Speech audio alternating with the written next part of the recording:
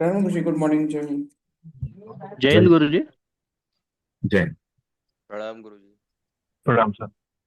मैं गॉड जय bless. Hind sir जी। जय हिंद। जय हिंद। प्रणाम गुरुजी। मैं गॉड ब्लेस। जय सर। जय हिंद। गुड मॉर्निंग गुरुजी। Good morning. गुड मॉर्निंग प्रणाम सर। गुरुजी। Good morning.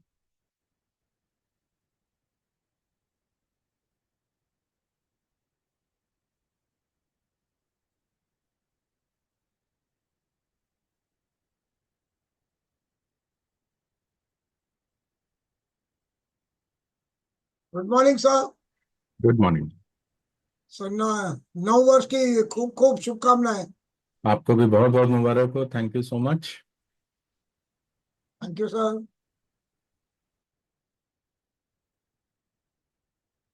Excellent. So, can all of you hear me okay?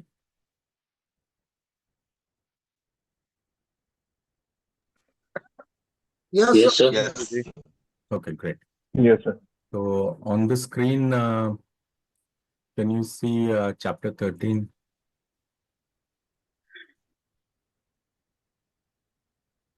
Ji Guruji. Okay, great. बहुत बढ़िया. So let's get started. Last week हमने chapter 17 complete किया था, right? Chapter 17 को पढ़ना complete किया था. What was the title of that topic, of that chapter?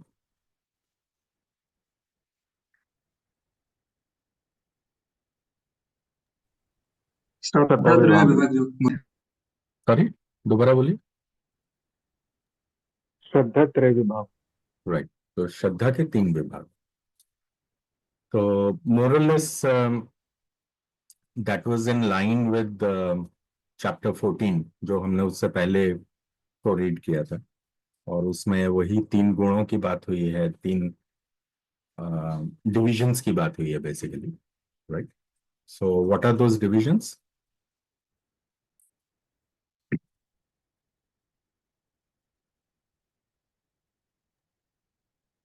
Divisions क्या है? सत्य रज और तम से। सत्व, रज और तम. तम। बहुत बढ़िया. तो आज हम चैप्टर 13 स्टार्ट करेंगे. और चैप्टर 13 में अभी तक जो 14 और 17 हमने पढ़ा है उसमें 3 विभाग थे, राइट? मतलब there were 3 divisions to be understood. ठीक है. आज जिस चैप्टर को हम शुरू कर रहे हैं, चैप्टर 13, उसमें क्षेत्र और क्षेत्रज्ञ, ये 2 विभाग हैं. मतलब ये है कि चैप्टर 14 और 17 में आपने 3 चीजों में डिफरेंसेस को समझा था. आज जिस टॉपिक को हम पढ़ने वाले हैं, आज जिस चैप्टर को हम स्टार्ट कर रहे हैं, उसमें 2 के बीच में हमें अंडरस्टैंडिंग को बनाना है. Does this make sense? Yes sir. ठीक है. जी गुरुजी। और जिस चीज को हमें समझना है वो है कि क्षेत्र और क्षेत्रज्ञ, इन दोनों के बीच में प्राइमरी डिफरेंस क्या है. सेकेंडली, क्षेत्र का मतलब है फील्ड. अंग्रेजी में जो बोला जाता है इज द फील्ड. और क्षेत्रज्ञ का मतलब होता है कि it is the knower of the field. Expert. ठीक है. मतलब ये है, फॉर एग्जाम्पल मान लीजिए कि एक खेत है. ओके. और डेफिनेटली उस खेत में अगर किसी भी चीज को उगाया जाता है, मतलब उस पर खेती करी जाती है, तो वो कोई किसान कर रहे हैं. ठीक है. तो खेत और किसान दोनों अलग चीजें हैं, right? They are two different bodies completely. Am I correct और नॉट? जी गुरुजी। राइट. पर जो खेत में बोया जाएगा और जो उगाया जाएगा और उससे जो फसल तैयार होगी, उससे क्या किसान के जीवन पे इम्पैक्ट पड़ेगा?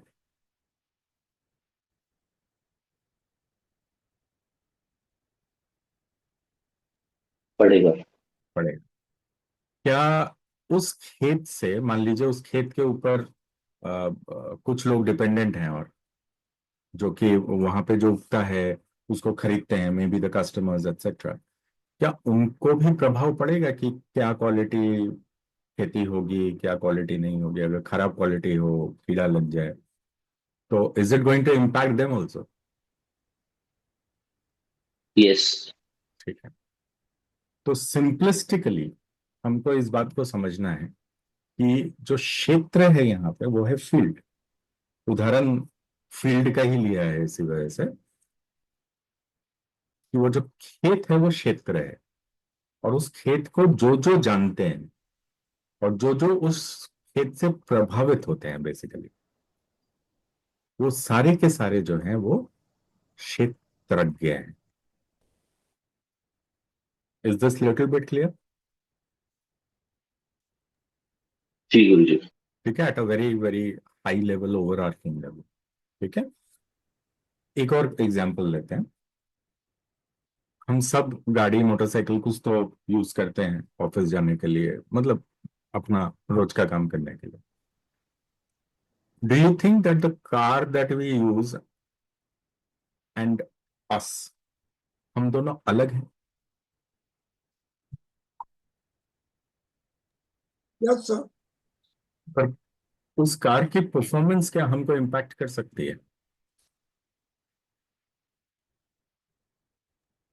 मान लीजिए किसी दिन वो गाड़ी अगर पंचर हो गया, तो will it impact me? Yes sir. करेगा। मुझे जहां जाना है वहां देरी हो जाएगी, या मैं नहीं जा पाऊंगा, जो भी वट एवर। ठीक है।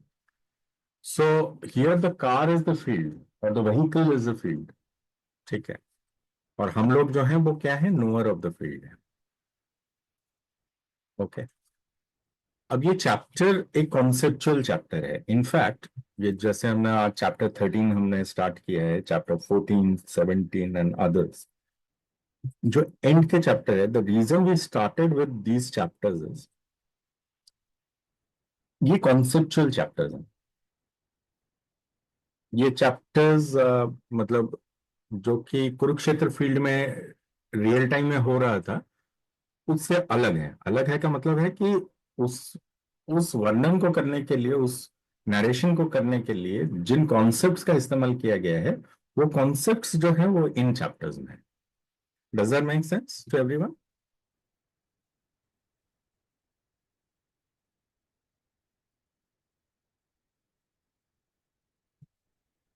Does that make sense? Okay. तो इस समय हम जिस स्टेज में हैं, जहां तक हम पहुंच चुके हैं, अगर कोई हमसे मतलब ये जानना चाहे कि गुण क्या है, why does, what is the significance of गुण, तो क्या हम बता सकते हैं?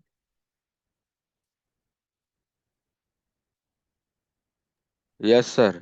राइट, कि गुण प्रकृति से उत्पन्न हुए हैं, और इन्हीं की वजह से आत्मा जो है हमारे शरीर से बंधी हुई रहती है। राइट। और अगर हमें मोक्ष प्राप्ति करनी है तो हमें निर्गुण होना है, मतलब हमको गुणों के पार जाना है। ठीक है। तो इसी तरह से श्रद्धा के 3 विभाग में अगर कोई हमसे पूछे कि क्या खाना पवित्र है और क्या खाना पवित्र नहीं है, किस यस सर। टाइप का खाना किस गुण वाले लोग खाते हैं, तो क्या ये सारी जानकारी है हमारे पास?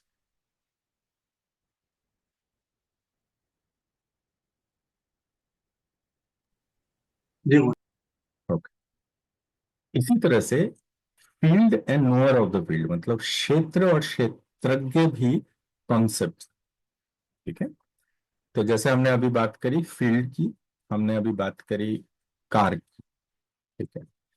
तो हमको हमेशा इस तरीके से इसे सोचना है कि let's say there is something which impacts others, तो जिनको वो इम्पैक्ट करता है वो क्षेत्रज्ञ हो गए, और जो जिस चीज की हम बात कर रहे हैं वो क्षेत्र हो गया।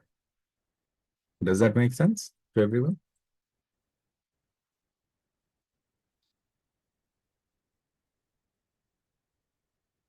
ओके, मेक सेंस और no sense?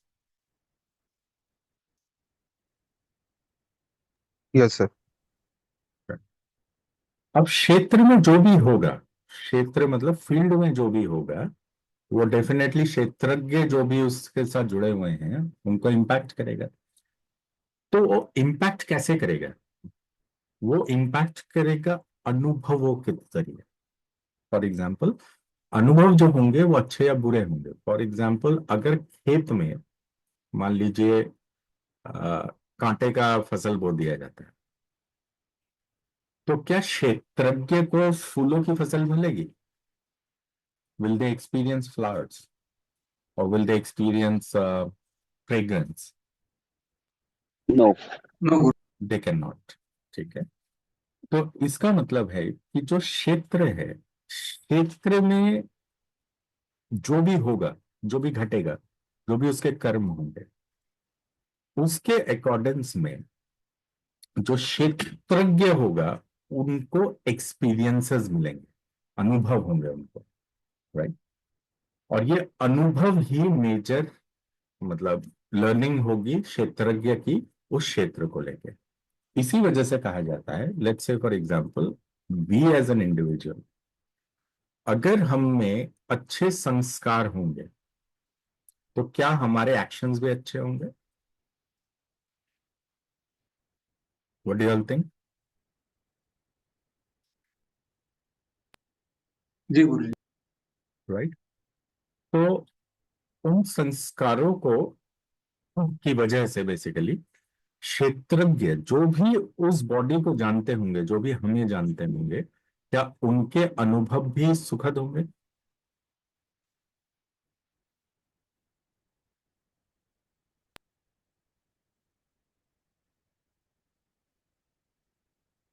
What do you जी थिंक? गुरु जी। जी गुरु जी।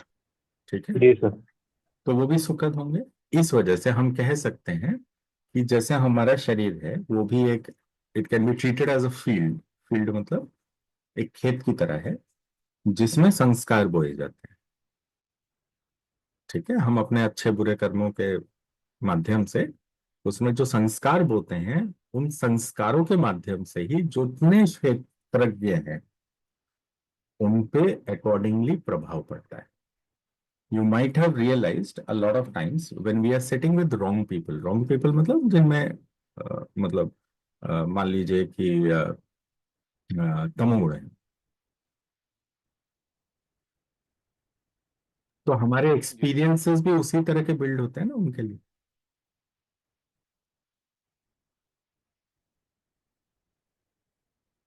What do you think?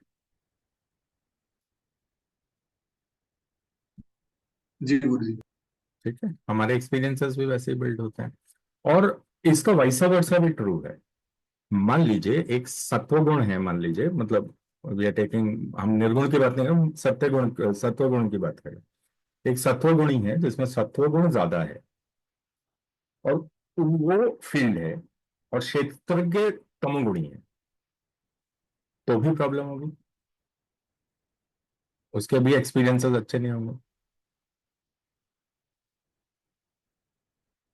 हमने वाणी का तप सुना था, पढ़ा था अध्याय 17 में, 17 में, वाणी का तप। जी गुरु। वाणी से जो तप किया जाता है। तो अब मान लीजिए कि जो क्षेत्रज्ञ है यहाँ पे, वो क्षेत्रज्ञ एब्यूजिव लैंग्वेज यूज करता है, और उसके संस्कारों में एब्यूजिव लैंग्वेज उसके संस्कारों का बेसिकली पार्ट है।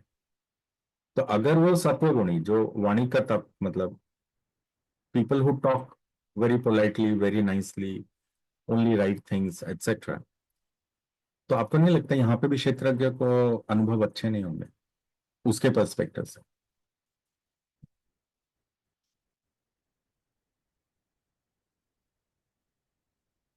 क्या लगता है आपको?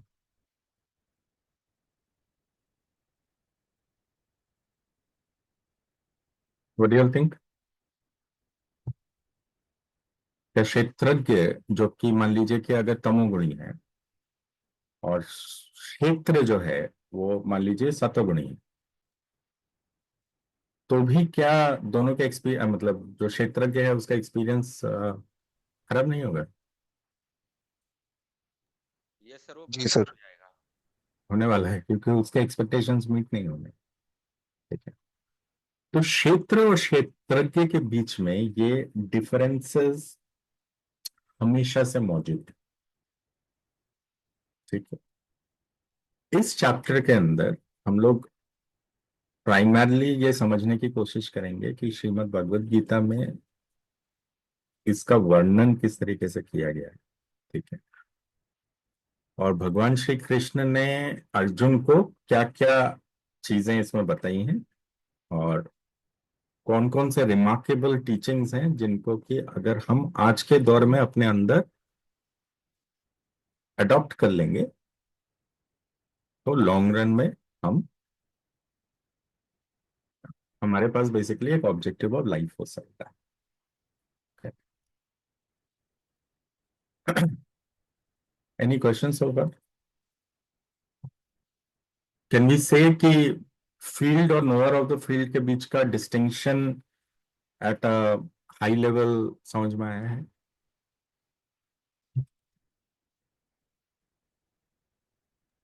यस सर, व्यक्ति और व्यक्तित्व का फैलाव। बिल्कुल, एब्सोल्युटली, बहुत बढ़िया। ठीक है। अब हम लोग थोड़ा सा प्रीफेस को स्टार्ट करते हैं। अध्याय 13, क्षेत्र क्षेत्रज्ञ विभाग योग, the difference between the field and the knower of the field. तो यहाँ पे शुरुआत होती है, श्री भगवान ने कहा, हे अर्जुन, इस शरीर को क्षेत्र कहा जाता है, और जो इसे जानता है उसे ज्ञानी जन क्षेत्रज्ञ कहते हैं। ओके। अब डू वी ऑल थिंक कि हमारी बॉडी को यहाँ पे क्षेत्र की तरह रेफर किया जा रहा है?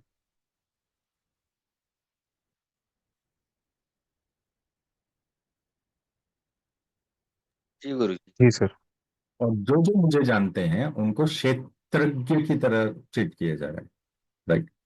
Which means, let's say for example, who is my child, क्षेत्रज्ञ और क्षेत्र मेरे लिए, मतलब मेरे और उसके बीच में, लेट्स से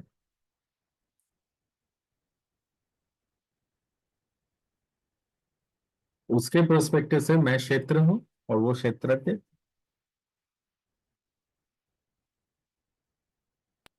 जी गुरु वैसे ही मेरे प्रोस्पेक्टिव से वो क्षेत्र है और मैं क्षेत्रज्ञ। जी गुरु जी। ठीक है। ओके, बहुत बढ़िया। तो यहाँ पे जो शरीर है हमारा, हम सब जानते हैं कि there are two components that we always talk about, one is body and the second one is soul. ठीक है। Body is tangible, it is mortal, right? Body destroy हो जी जाएगा, और बॉडी टैंजिबल भी है, राइट? सोल इंटैंजिबल है और इमॉर्टल है। Am I correct? ये ओवरआर्चिंग भेद है इन दोनों का। तो अब यहां पे कहा जा रहा है कि जो क्षेत्र है, वो क्षेत्र इज द बॉडी, शरीर। इस शरीर को क्षेत्र कहा गया। वो भारत, तुम ये भी समझो कि मैं, मतलब भगवान भगवान श्री कृष्ण बोल रहे हैं, सभी शरीरों में क्षेत्रज्ञ, शरीर का ज्ञाता हूं। तुम ये भी समझो कि मैं सभी शरीरों में शरीर का ज्ञाता हूं। अच्छा, कौन क्षेत्रज्ञ हो सकता है? Let's say for example somebody who is connected with you or somebody who is not connected with you.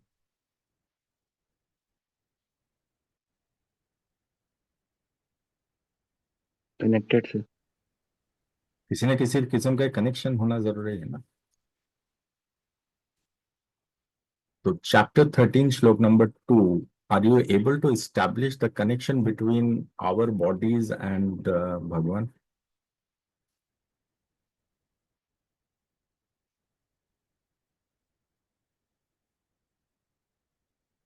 तुम ये भी समझो कि मैं सभी शरीरों में क्षेत्रज्ञ हूं, मतलब I am somebody who gets impacted. Does that make sense? Yes, sir.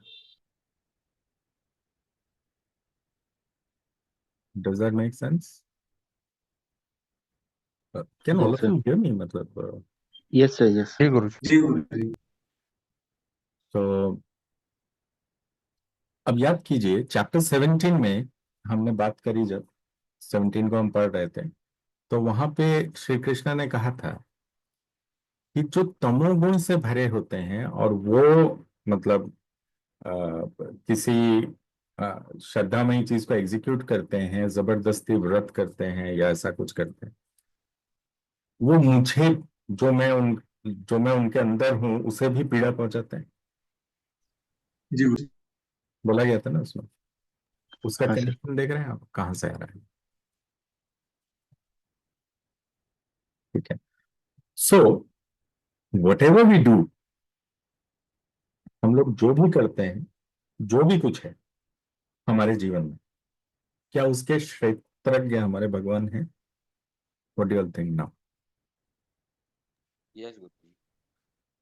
तो कहा जाता है ना कि किसी ने देखा या नहीं देखा, मेरे भगवान ने तो मुझे देखा है, right?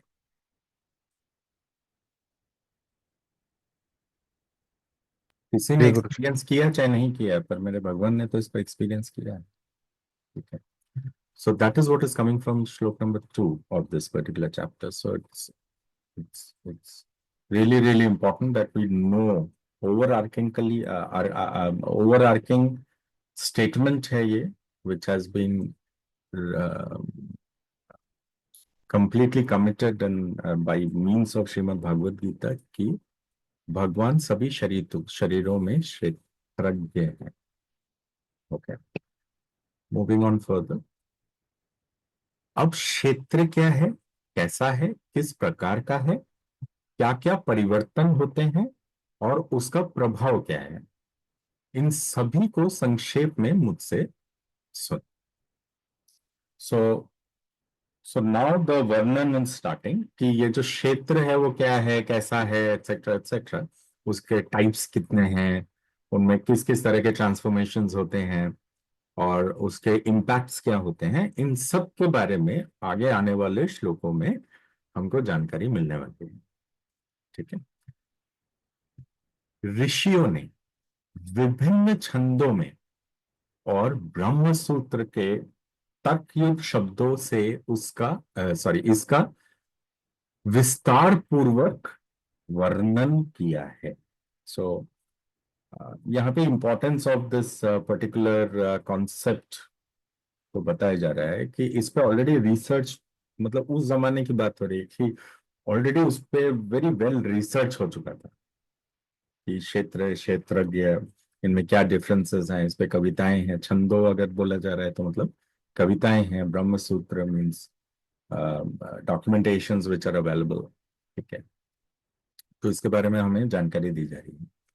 Now this is an area of should be of interest to all of us. We should know about it. Okay.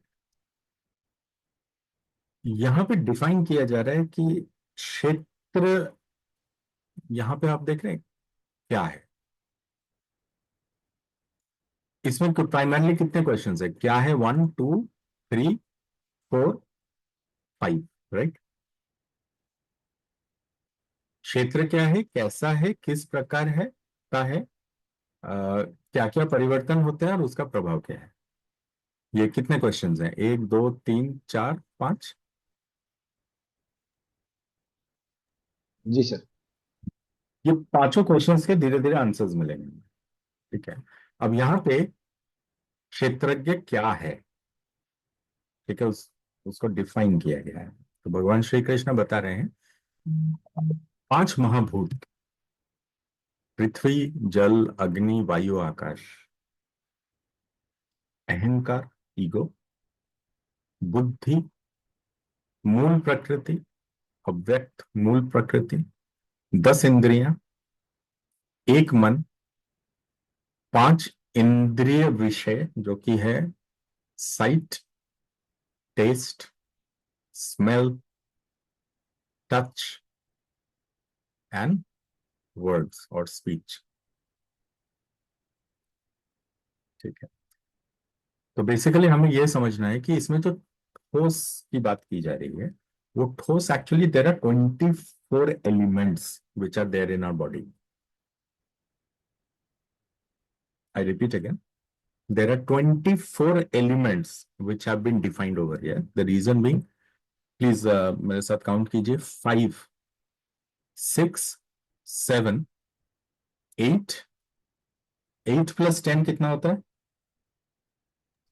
18. 18. 19. 19 + 5. 24. 24. So there are these 24 elements which exist in us. ठीक है, तो पंचमहाभूत के बारे में तो आपको मालूम ही है, because it is very widely talked about. ठीक है, जिसमें this is something that we already know. ये जो पोर्शंस हैं, ये वाले, ये काइंड ऑफ मतलब विकार हैं. विकार का मतलब है कि these are the things which keep can keep changing also. ठीक है, अब यहाँ पे तो ये अदृश्य है, अव्यक्त लिखा हुआ है ना. ठीक है, do all of you know, let's take an example of a car. आपने मान लीजिए you went to the market, you bought the best of the cars available in the segment. क्या वो अपने आप चलेगा? नहीं सर. उसको बहुत सारी चीजों की आवश्यकता होती है. फॉर एग्जाम्पल, कोई ड्राइव करने वाला होना चाहिए, राइट? दूसरा, उसे फ्यूल चाहिए, some source of energy. Does that make sense? जी सर. ठीक है, ओके. उसको फ्यूल चाहिए. अभी जैसे इलेक्ट्रिक कार्स आ रही हैं, ईवीज आ रहे हैं, तो उसमें क्या बैटरी फॉर्म में एनर्जी को प्रोवाइड किया जा रहा है, राइट? मतलब जो स्टोरेज ऑफ द एनर्जी हो रहा है वो बैटरी फॉर्मेट में हो रहा है.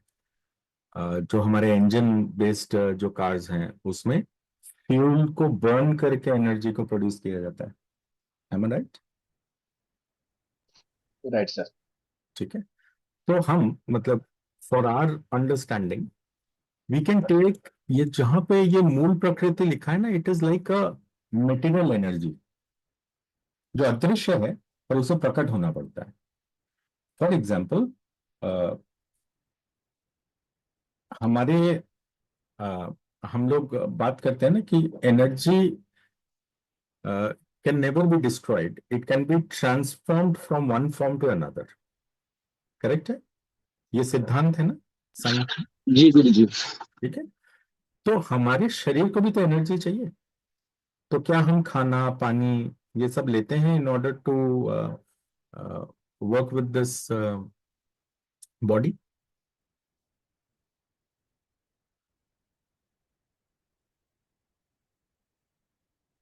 What do you think? Is it true और is it false? True. Okay, तो इसको हम मेटीरियल एनर्जी की तरह भी सोच सकते हैं. तो ये एनर्जी कहीं पैदा तो नहीं हो रहा है, ये एनर्जी यूनिवर्स में है ऑलरेडी, पर उसको ट्रांसफॉर्म किया जा रहा है एक फॉर्म से दूसरे फॉर्म में. जब कार चलाना है तो एक एक फॉर्म से दूसरे फॉर्म में एनर्जी को ट्रांसफर कर लिया. उसी तरह से हमारा शरीर भी एक कार की तरह है, क्षेत्र है, फील्ड है. तो इसको चलाने के लिए भी तो कोई फ्यूल चाहिए होगा, some sort of energy. So that sort of energy comes from nature. ठीक है, तो अव्यक्त मूल प्रकृति को हम एक मेटीरियल एनर्जी की तरह हम समझ सकते हैं ऐसे. ठीक है, 10 इंद्रियां. Now basically we all of us know that there are some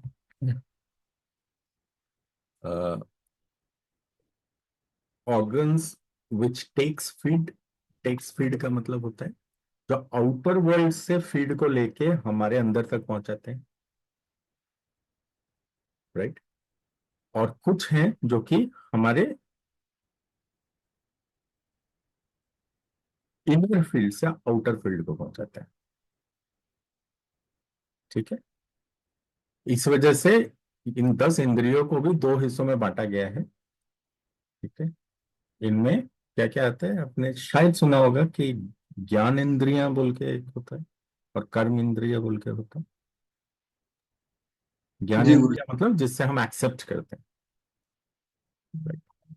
for example eyes, ears, nose, हमने पहले भी बात करी है इसके बारे में।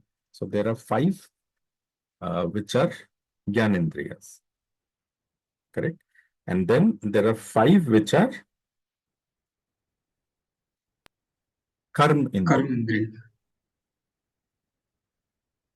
Make sense? ठीक है। So these are like our hands, feet, ठीक है, मुंह से हम बोलते हैं ना for speaking, ठीक है। Then we have genitals for reproduction, then we have rectum for excretion. Make sense? जी गुरु। ठीक है। So these 10 इंद्रियां are basically, ये जो 10 हैं, ये बेसिकली 5 हमारी ज्ञान इंद्रियां प्लस 5 हमारी कर्म इंद्रियां, इसको टोटल करके 10 इंद्रियां बनती। प्लस मन मीन्स माइंड, 5 इंद्रिय विषय। सो विषय मीन्स द एक्स, हमारे पास ऑर्गन्स हैं, अब ऑर्गन्स ही जो है वो विषयों का वो करते हैं ना, मतलब भोगते हैं उसे। For example we have a mouth, but words are the medium by which we utilize it or we experience it. Am I right? The same way हमारे पास नोज है, पर जो स्मेल है, स्मेल से ही हम उसे, वो एग्जिस्ट करता है या नहीं करता है इसका हम पता लगाते हैं, राइट। जैसे टंग है तो रस मीन्स टेस्ट, टेस्ट से हमें पता लगता है ना कि कड़वा है, मीठा है, क्या है, मतलब। सो ये इंद्रियां ऑलरेडी, मतलब तो ऑर्गन्स ऑलरेडी एग्जिस्ट, बट इनके जो विषय हैं, राइट, वो तब उजागर होते हैं जब ये 5 चीजें होती हैं। अब जैसे आंखें हैं, रूप मतलब साइट, देख पाना किसी चीज को, ठीक है। तो टोटल मिला के कितना होगा, 24।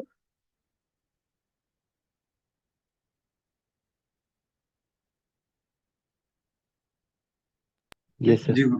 सो these 24 elements are present in the body, okay. इच्छा, द्वेष, सुख दुख, शरीर का संयोजन, चेतना और धृति, ये संक्षेप में क्षेत्र है जिसमें विकार भी समाहित है। Now, so now it is talking about the feelings, something which is highly intangible, because of which the karmas might get executed. तो वो हो गया, जैसे डिजायर हो गया, मेक सेंस, ठीक है। द्वेष हो गया, अग्नि। सुख दुख हो गया, शरीर का संयोजन हो गया। For example we all go through transformation of our body, right.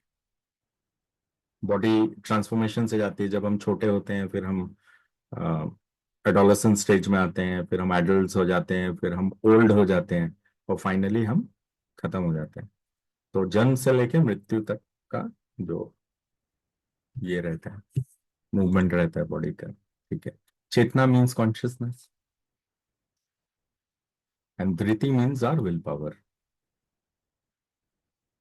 ठीक है। ये संक्षेप में क्षेत्र है। So which means this 24 plus feelings, इन सबको मिला करके क्षेत्र है, क्षेत्र बनता है। So this is in short that, ऊपर क्वेश्चन था ना कि क्षेत्र क्या है, तो उसका आंसर है। Does that make sense? जी गुरु। ठीक है। और हमको ये सोच के रखना है कि जैसे ये पंचभूत है ना, इसके अलावा जैसे ये अहंकार जहां बात होती है, बुद्धि एक्सेट्रा, इंद्रिया, मन, ठीक है, ये विकार भी हैं, मतलब दिस कीप ट्रांसफॉर्मिंग इटसेल्फ, ठीक है। तो इस वजह से इसमें लिखा भी है जिसमें विकार भी समाहित है, इट इंक्लूड्स द विकार्स, okay. So we have a body which is composed of these 24 plus these feelings, जिसको मिला करके हमारा क्षेत्र डिफाइन होता है। ठीक है, ओके। जी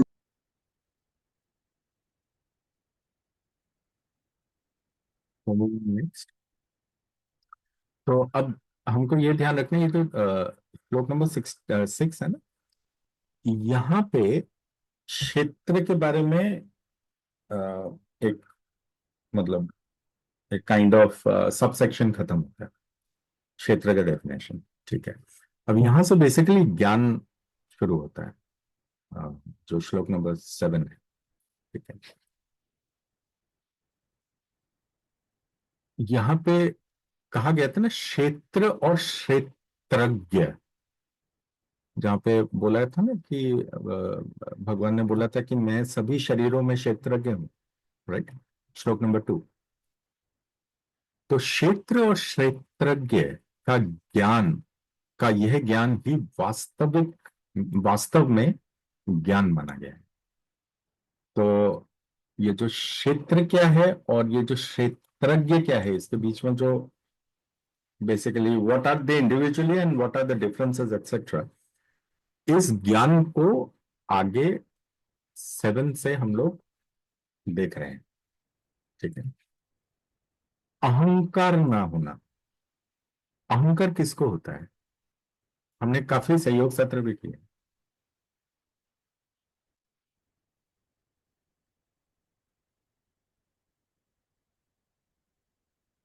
अहंकार जनरली इग्नोरेंट को होता है, मतलब जो अंधकार में है।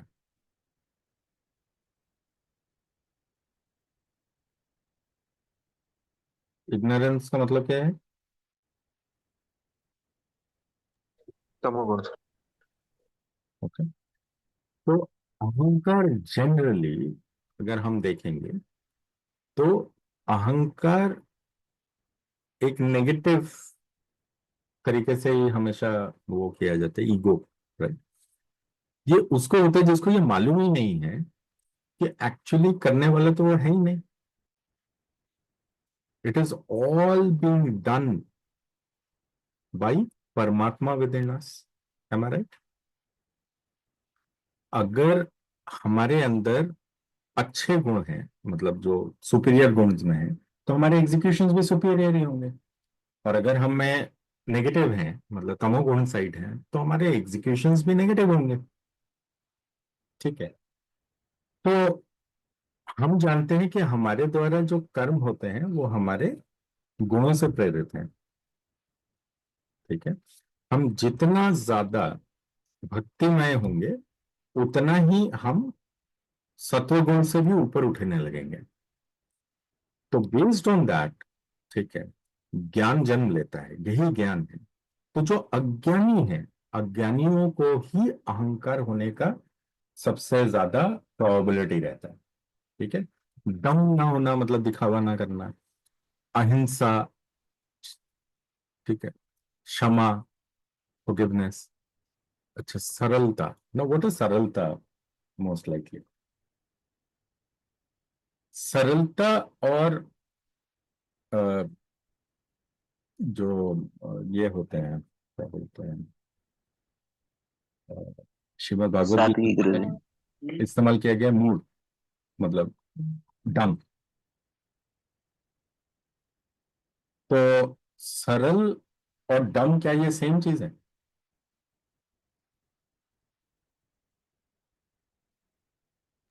नहीं। They are absolutely not the same. सरलता को हम कोरिलेट कर सकते हैं सातवें गुण के साथ एटलीस्ट। ठीक है, तो इसकी स्टार्टिंग ही सरलता की सातवें गुण से होती है और ये सरलता ही हमें गुणों से पार ले जाती है। सी, अगर हम किसी भी किस्म के किसी चीज को हम सुनते हैं या समझते हैं और उसके बाद हम उसे मैनिपुलेट करते हैं या कैलकुलेट करते हैं, अपना फायदा नुकसान देखते हैं, तो वो रजोगुण के सिम्टम्स हैं या फिर सत्वगुण के सिम्टम्स हैं? रजोगुण से। रजोगुण गुरु जी। पर बिना फायदा नुकसान देखे जब फलों का कोई मोह ना रख करके कर्म को किया जाता है, तो क्या वो सत्वगुण से भी पार जाने का रास्ता है? क्या हमने चैप्टर 17 और 14 में यही पढ़ा है? Yes sir. अगर हम कुछ ऐसा करने लगते हैं तो हम सरल हो जाते हैं बहुत। सरलता means uncomplicated, right? It is not complicated, उलझा हुआ नहीं है, सरल है। उलझा हुआ कौन होता है जनरली? उलझे हुए वो व्यक्तित्व होंगे जो कि हर चीज में किसी न किसी चीज का बेनिफिट, मतलब फल प्राप्त करना चाहते हैं। तो उसमें एक, जिसे बोलते हैं कि कॉम्प्लिकेशन रहेगा। पर अगर कोई कर्म को इसलिए करता है क्योंकि उसे कर्म करना है, वो कर्म करने लायक योग्य है, तो वो सरल है। ठीक है। देन कम्स गुरु, गुरु की सेवा। देन कम्स शुद्धता।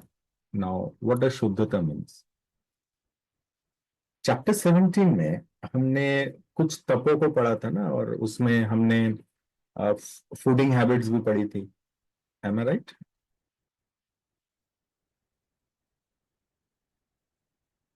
यस जी सर। गुरु। ठीक है।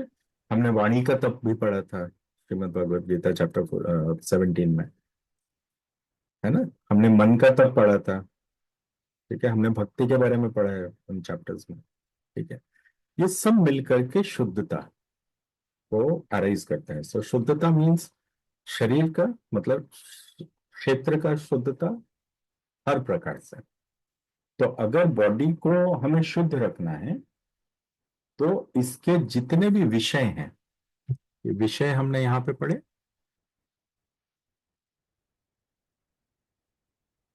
What to see, what not to see. Does this make sense? Yes sir. What to taste, what not to taste. What to smell, what not to smell. What to touch, what not to touch. What to say, what not to say. विषय है ना ये। इन विषयों से ये शुद्धता connected है।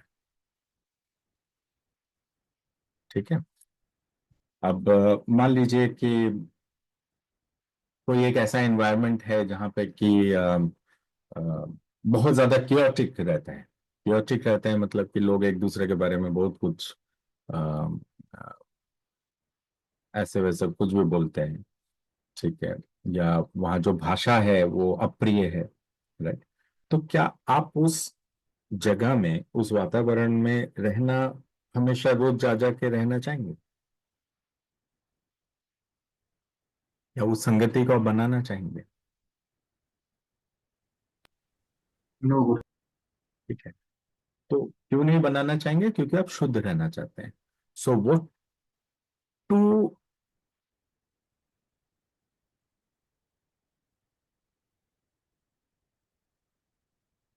ठीक है, दिस विल हेल्प अस। क्योंकि हम जब उस संगत में रहेंगे तो हम भी वैसे ही हो जाएंगे और हम भी शायद अब्यूजिव लैंग्वेज यूज करेंगे। Does that make sense to everyone?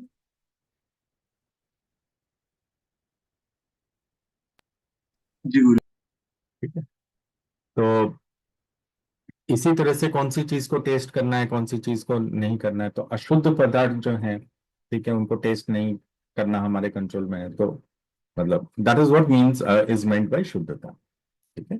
तो क्षेत्र की शुद्धता से ही क्षेत्रज्ञ भी शुद्धता को एक्सपीरियंस करेगा। ठीक है। स्थिरता, स्टिलनेस ऑफ द माइंड। आत्म संयम, discipline. Does that make sense? So अहंकार ना होना, दम ना करना, मतलब दिखावा नहीं करना। अहिंसा, क्षमा। अच्छा, अहिंसा को भी थोड़ा सा हम वो करते हैं।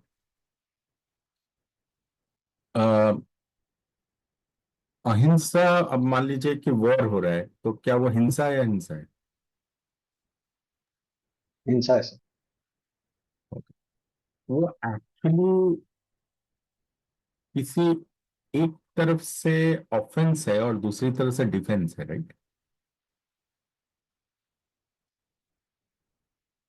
Right sir. ठीक है, एक तरफ से ऑफेंस है और दूसरी तरफ से डिफेंस है। अब मान लीजिए एंटी सोशल एलिमेंट्स हैं, टेररिज्म है, तो टेररिज्म अहिंस मतलब हिंसा में कैटेगराइज होगा। क्यों? क्योंकि उसका जो थॉट प्रोसेस है वो नेगेटिव है।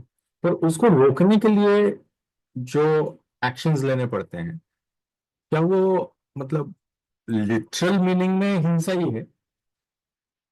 पर क्या इम्प्लिसिट मीनिंग में वो हिंसा है या वो दंड है? वो तो सर दंड हो गया। तो दंड है।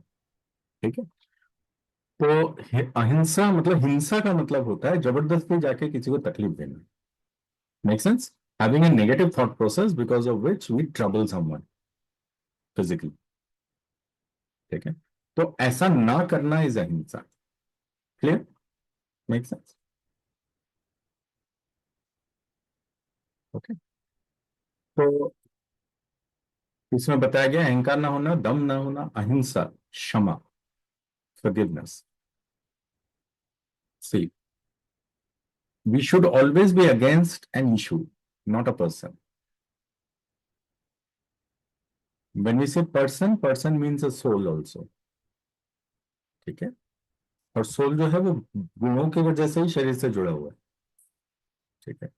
तो यदि अगर कोई किसी से गलती हो जाता है पर वो क्षमा प्रार्थी है, तो इसका मतलब वो रियलाइज कर रहे हैं ना उससे गलती हो गई, तो उनको दंड दिया जा सकता है कि अच्छा ठीक है, आप फिर 10 बार लिख के लाओ, मैं ऐसा काम कभी नहीं करूंगा। इम्पोजिशन हमें बचपन में नहीं मिलता था। ठीक है। तो वो दंड क्षमा है। पर कई बार wrongdoers, let's say for example, ये मान लीजिए कोई कोई क्रिमिनल है। ठीक है। वो कहेगा कि अच्छा ठीक है, मेरे से क्राइम हो गया, आई एम सॉरी।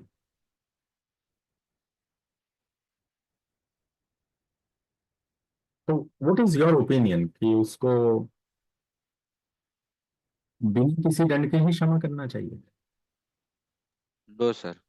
नहीं करना चाहिए, क्योंकि अभी श्रीमद् भागवत गीता के इनिशियल चैप्टर्स में आप पढ़ेंगे कि दंड ही क्षमा है, वही दया है और वही करुणा है उसके लिए।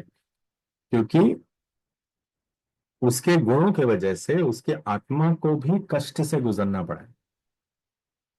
तो शरीर जब उस कष्ट से गुजरेगा, ठीक है, तो उसकी आत्मा भी पवित्र महसूस करेगी, मतलब उनके बीच का जो कनेक्शन है वो भी पवित्र हो जाएगा। तो इसमें से क्षमा का मतलब ये नहीं है कि मतलब कोई भी कुछ भी करेगा और कोई ऑफेंस करेगा और हम कहेंगे ठीक है, हम तो क्षमा में ही है, हमने क्षमा कर दिया, तो उसके लिए सन्यासी होना पड़ेगा। राइट? पर योगी पर्सपेक्टिव से क्षमा मीन्स कि ये somebody is recognizing, accepting, wants to purify the soul। we should always be क्षमामयी। we should never be against a person but only the issue। ठीक है। सरलता के बारे में हमने बात करी, शुद्धता के बारे में भी हमने बात कर ली।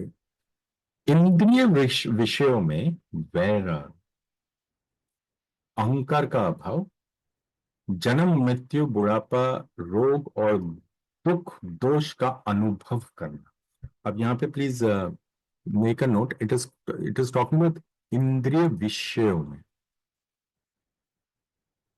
Again we are going back to the विषयज, right?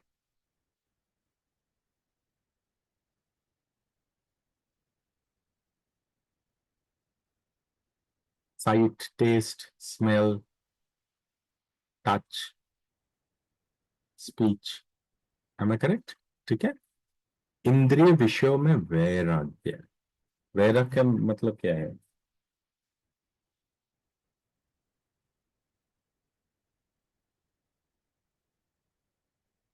Do not react. Non attach. ठीक है। मतलब हमने मान लीजिए कुछ देखा और हम एकदम से रिएक्ट करते हैं by speech. I am just taking an example. कभी कभी होता नहीं, मान लीजिए लास्ट बॉल चल रहा है, इन इंडिया का मैच चल रहा है क्रिकेट का, और लास्ट बॉल पे 3 रन चाहिए और छक्का लग गया तो रिएक्ट नहीं करते उस पर। What do you think? करते हैं। Yes sir. करते हैं, ठीक है। तो हम रिएक्ट करते हैं, स्पर्श से करते हैं, हम वाणी से करते हैं, राइट। तो अगर हम में आत्मसंयम है तो वो विषयों का वैराग्य ही है, ठीक है। इसी तरह से अहंकार का अभाव होना, तो बोलते हुए, देखते हुए, मतलब ये करते हुए उसमें अहंकार ना होना। अहंकार अज्ञानी को होता है, ज्ञानियों को कभी अहंकार नहीं होगा, ठीक है। जन्म, मृत्यु, बुढ़ापा, रोग और दुख दोष का अनुभव करना, इसका मतलब होता है, देखिए, जन्म से लेकर मृत्यु तक इसके बीच में बहुत सारे स्टेजेस आते हैं, ठीक है। रोग हो जाते हैं, विकार हो जाते हैं। अच्छा, एक चीज हम यहाँ पे समझ लेते हैं। Let's say I am using a computer right now, ठीक है। तो क्या computer is just a piece of hardware? What do you think?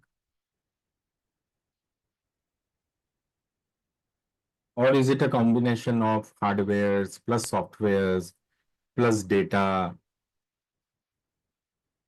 What do you think?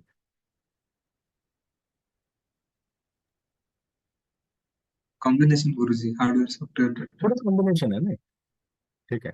कोई भी आईटी सिस्टम है तो वो पूरा का पूरा आईटी सिस्टम सिर्फ हार्डवेयर से नहीं बनता है। तो हार्डवेयर, सॉफ्टवेयर, उसके अंदर जो ट्रांसमिशन होना है इन फॉर्म ऑफ डेटा और वटेवर, इन सब चीजों का, जैसे हमारा शरीर, अंदर रक्त चल रहा है, there are organs etcetera etcetera. अभी ऊपर हमने बात करी थी कि व्यक्त अव्यक्त है, राइट।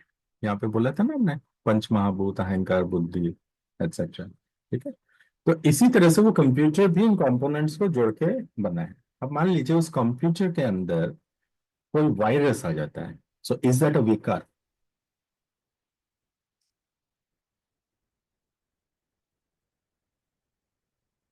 क्या वो विकार है? जी सर। जी गुरुजी। विकार है, ठीक है।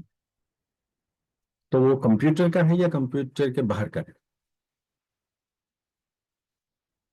वो तो कंप्यूटर के बाहर का हुआ सर, कंप्यूटर में आया। नहीं नहीं नहीं, विकार कंप्यूटर का हुआ या किसी और का हुआ? कंप्यूटर का बस। कंप्यूटर का हुआ ना। मान लीजिए कहीं कोई आया, उसने वायरस डाल दिया, लोड कर दिया कंप्यूटर के अंदर, तो अब वो विकार कंप्यूटर का रहा या किसी और का रहा? अब तो कंप्यूटर का हो गया सर। कंप्यूटर का हो गया, ठीक है। तो ये जो विकार है, ये विकार भी और कंप्यूटर का ही है ना, तो उसे एक्सेप्ट करना पड़ेगा। इसी तरह से मान लीजिए हम बहुत अच्छे तरीके से अपने जीवन को जी रहे हैं, कोई आता है हमारे पास और वो किसी के लिए कुछ बोलता है जिसकी वजह से हमारे मन में उसके प्रति द्वेष हो जाता है, तो क्या ये विकार है?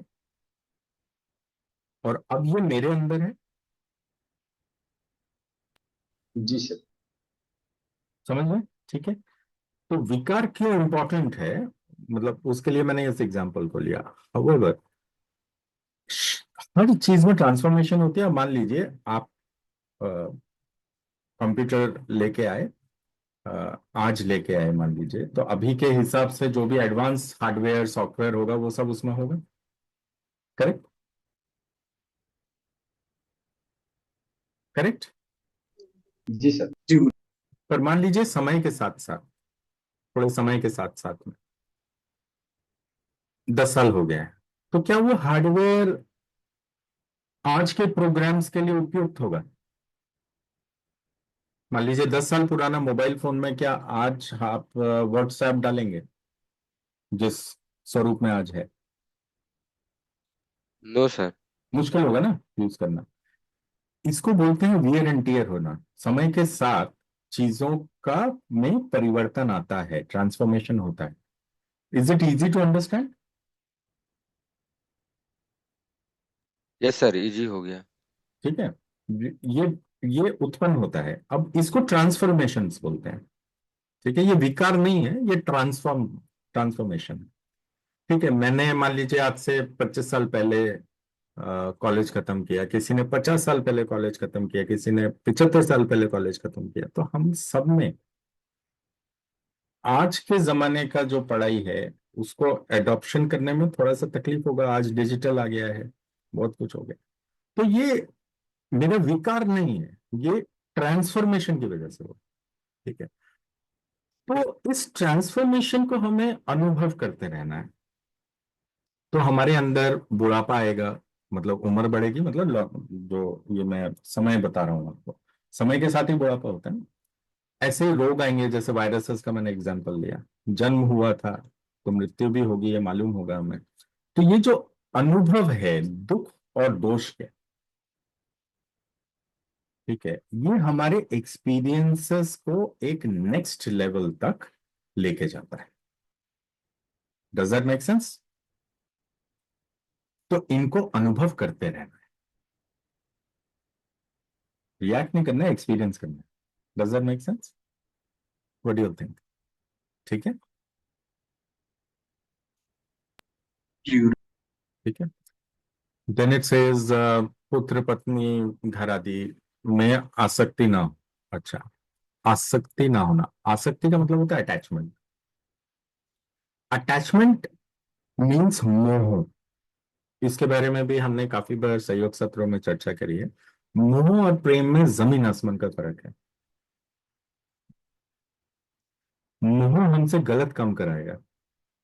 जैसे धृतराष्ट्र का एग्जाम्पल लेते हैं ना, पुत्र मोह में उन्होंने गलतियां करी, राइट? जी गुरु। ठीक है, तो मोह, यार आसक्ति मीन्स मोह। तो हमारे जो पर्सनल लाइफ्स हैं, हमारे जो रिलेशंस हैं, इसमें मोह का अभाव होना चाहिए। यहाँ प्रेम होना चाहिए, पर मोह नहीं होना चाहिए, क्योंकि मोह की वजह से हम, हो सकता है कहीं पर ब्राइब दे रहे हैं, या किसी को कष्ट पहुंचा रहे हैं, किसी को धमकी दे रहे हैं, किसी के साथ अपशब्दों का इस्तेमाल कर रहे हैं, जस्ट बिकॉज हम मोह में हैं। ठीक है, तो मोह को त्यागना है। ठीक है, ये बहुत ट्रिकी है शायद। हम अगर इसे विदाउट मच ऑफ एनालिसिस शायद पढ़े तो ऐसा लगेगा पुत्र पत्नी घर आदि में आसक्ति ना होना मतलब उनको त्याग देना। ऐसा नहीं है। ठीक है, मोह ना होना। मोह जहां भी होगा हम गलत करेंगे, जहां प्रेम होगा गलत नहीं करेंगे। हम अपने चाइल्ड को, अपनी संतान को समझाएंगे कि तुम जो एग्जीक्यूशन करने को बोल रहे हो ये मॉरली इनकरेक्ट, इसको करने का जो सही तरीका है वो ये वाला है। तो आप इस राह पे चलो, आपको सफलता मिले चाहे नहीं मिले, मैं आपके साथ हर स्टेप पे एज अ सपोर्ट खड़ा हूं। Is this more meaningful, or going and bribing somebody and getting things done is more meaningful?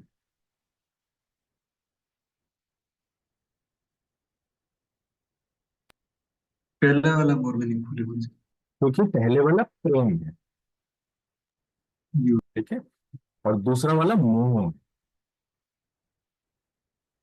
ठीक है, तो मोह नहीं होना चाहिए,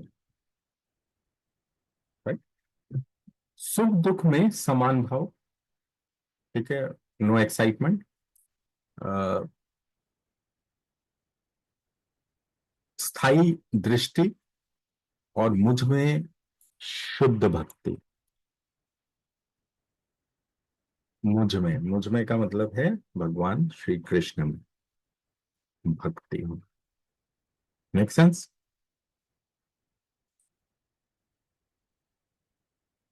इज दैट ओके? जी ठीक है, अभी यहां तक में अभी जो चर्चा हो रही है वो ज्ञान पे हो रही है। ठीक है, सो बेसिकली टिल श्लोक नंबर 6 कंपोनेंट्स एलिमेंट्स के बारे में बात हुई थी, और 7 ऑनवर्ड्स ज्ञान के एट्रीब्यूट्स के बारे में बात हो रही है। ठीक है, कि क्या होना चाहिए, क्या नहीं होना चाहिए, अगर ये नहीं है तो ज्ञान नहीं। So that is what we are trying to do right now. Okay, तो आज हम यहाँ पे सेशन को एंड करेंगे। ठीक है, and in next session we will start with श्लोक नंबर 10। नेक्स्ट वीक थोड़ा सा फास्ट होगा, चैप्टर कंप्लीट कर लेंगे हम, बिकॉज प्रीफेज वाला जो समय हम यूज करते हैं वो हमारा बचेगा। ठीक है, so next week we will complete this chapter in entirety. Anybody who has a question? Sir यहाँ अहंकार का जो अभाव है, ये इसमें से एक बार फिर से समझेंगे, ये समझ में नहीं आया मेरे को। अच्छा, 13.6 में। विषय में अहंकार का हाँ, ये अहंकार का अभाव जी। अहंकार का देखिए, हम वर्ड से व्यक्त करते हैं ना, क्योंकि ये विषय हमें कई बार क्या होगा कि जैसे रूप है, रूप पे अहंकार होना हो ही सकता है ना। जी जी। ठीक है, तो मतलब I might look very beautiful, handsome, what. ठीक है, तो विषयों में अहंकार नहीं होना चाहिए। किसी रस पे, किसी स्पेसिफिक टेस्ट पे अहंकार होना, ओके। स्पेसिफिक गंध में अहंकार होना, स्पेसिफिक वर्ड्स में के जरिए हम अहंकार को व्यक्त करते हैं। तो हमारे जो विषय हैं उनमें वैराग्य होना चाहिए और अहंकार का अभाव होना चाहिए। ठीक है, मतलब उन चीजों का अहंकार नहीं होना चाहिए। हाँ, उन चीजों का अहंकार, हमें विषयों का अहंकार नहीं होना चाहिए कभी। हम्म हम्म ठीक है, कि किसी स्पेसिफिक टेस्ट का बहुत, मान लीजिए somebody says ना, you have cooked a brilliant pulao, हम्म। तो अब हमको अहंकार अहंकार। विषयों का, क्यों? क्योंकि एक्स्ट्रॉर्डनरी टेस्ट है या जो भी है, वट एवर इट इज। तो बेसिकली इंद्रिय विषय जो है, मतलब जो भी ऑब्जेक्ट्स ऑफ द ऑर्गन है, ठीक है, उनमें किसी किस्म का भी कोई अहंकार नहीं है। किसी आई एम सो ब्यूटीफुल और वट एवर। ठीक है, ऑब्जेक्ट्स में कोई अहंकार नहीं होना चाहिए। Anybody else, any question? Sir धृति मीन्स ऊपर एक विल है ना, विल पावर। Will power.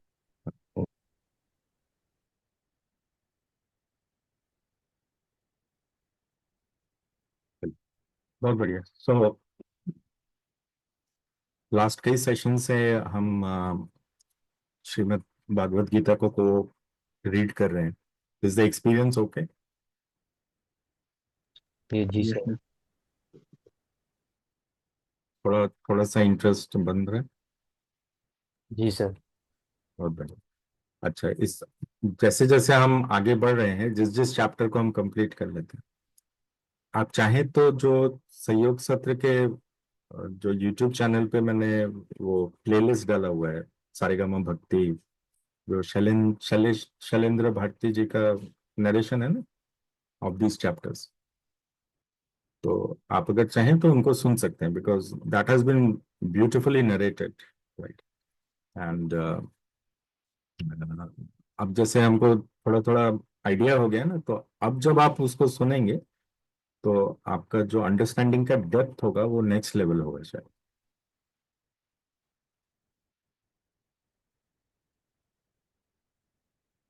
ठीक है, ओके, ओके। चलिए, बहुत बढ़िया।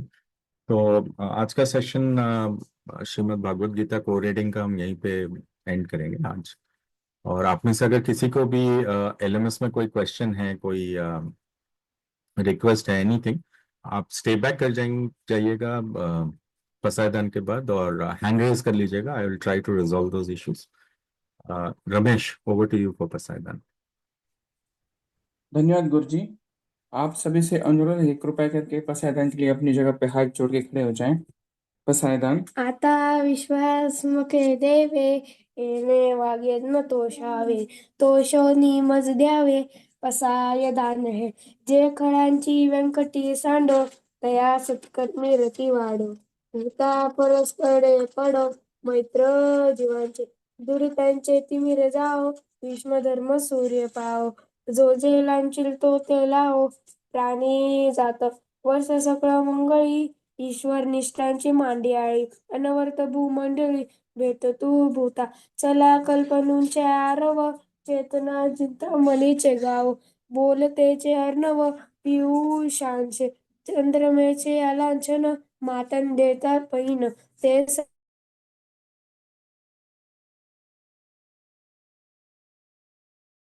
सर्वाही सरसुखी पूर्ण होणे ते लोके भजिदा पितुर्भि अखंडित आणि ग्रंथ उपजीवी विषयशी लोकी दृष्टा दृष्ट विजय होवा हेती येत मनेशी विश्वेश्वराव आवो येईल दान बसावो येणे वरिज्ञान देव सुखिया झाला येणे वरिज्ञान देव सुखिया झाला. हरिओम शांती शांती. थँक्यू गुरुजी.